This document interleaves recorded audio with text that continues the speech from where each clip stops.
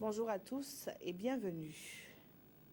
Ouagadougou abrite ainsi du 24 au 26 avril prochain une rencontre internationale du Comité interafricain sur les pratiques traditionnelles ayant des effets néfastes sur les femmes et les jeunes filles.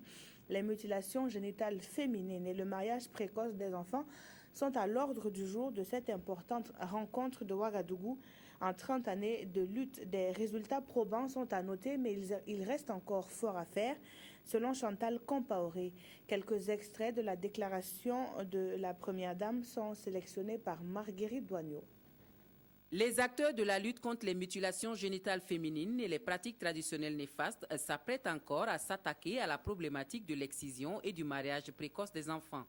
Une importante rencontre du Comité interafricain sur les pratiques traditionnelles néfastes est prévue à Ouagadougou pour revoir les stratégies de lutte. Ambassadrice de bonne volonté du CIAF, la première dame du Faso, dont on connaît l'engagement sur la question, affiche ses ambitions pour la réunion de Ouagadougou.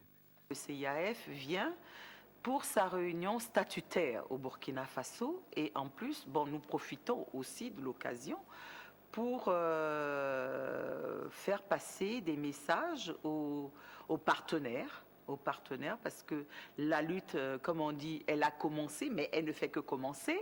Et nous espérons que les 24, 25 et 26 avril, nous allons pouvoir nous attaquer maintenant au MGF, comment mettre les stratégies en place pour lutter contre les MGF et aussi les stratégies qu'on doit mettre en place pour lutter contre les mariages précoces des filles.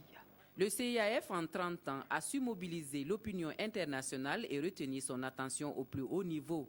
Des résultats importants ont été engrangés, mais le chemin pour l'abandon total des MGF est encore long. En 30 ans, le CIAF a travaillé dans ce sens-là, à mobiliser, à informer, à vraiment amener les gens à s'intéresser au MGF. Et aujourd'hui, je pense peut-être que les gens diront que le CIAF n'a pas beaucoup travaillé, mais cette lutte est très longue. Ce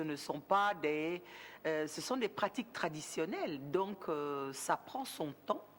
Et le temps aussi que nous mettons aussi à les enrayer au niveau de notre continent, c'est quand même long, mais nous sommes satisfaits parce que nous avons fait un bon travail et que nous continuons encore à faire du travail. Et avec la résolution onusienne, nous allons maintenant engranger un autre virage qui va nous permettre effectivement d'asseoir des politiques nationales et internationales. La rencontre des 24, 25 et 26 avril prochains va enregistrer de nouveaux engagements pour un avenir plus radieux des filles et des femmes en Afrique.